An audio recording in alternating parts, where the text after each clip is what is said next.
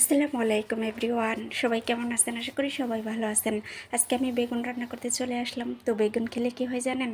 বেগুনে আছে প্রচুর পরিমাণে অ্যান্টিঅক্সিডেন্ট, যা শরীর থেকে টক্সিন বের করে দেয়।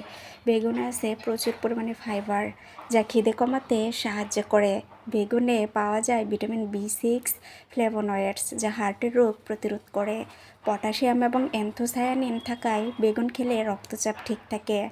বেগুনে উচ্চমাত্রার ফাইবার এবং কম দ্রবণীয় কার্বোহাইড্রেট থাকে বলে রক্তের গ্লুকোজ ও ইনসুলিনের মাত্রা সমস্যা আছে যাদের, তাদের জন্য উপকারী খাবার। তাই ডায়াবেটিস নিয়ন্ত্রণের জন্য আপনার খাদ্য তালিকায় রাখতে হবে বেগুন। বেগুনে রয়েছে রিবোফ্লেভিন নামক উপাদান। এই উপাদান জ্বর হওয়ার পর মুখ ও ঠোঁটের কোণের ঘা, জিহ্বার ঘা প্রতিরোধ করতে সাহায্য করে। বেগুন রক্তশূন্যতা দূর করে, ত্বক ভালো রাখে, চুল ও নখ মজবুত করে। বেগুনে থাকা ভিটামিন এ চোখের পুষ্টি যোগায় ও চোখের যাবতীয় রোগের বিরুদ্ধে যুদ্ধ করে। বেগুনের যেমন উপকারী দিক আছে, তেমনি এর কিছু পার্শ্ব প্রতিক্রিয়াও রয়েছে। যাদের পেটের সমস্যা বা অ্যাসিডিটি রয়েছে, তারা যদি বেগুন খান তাহলে পেটে ব্যথা, বমি, মাথা ব্যথা সহ আরও বিভিন্ন সমস্যা বাড়িয়ে তুলতে পারে।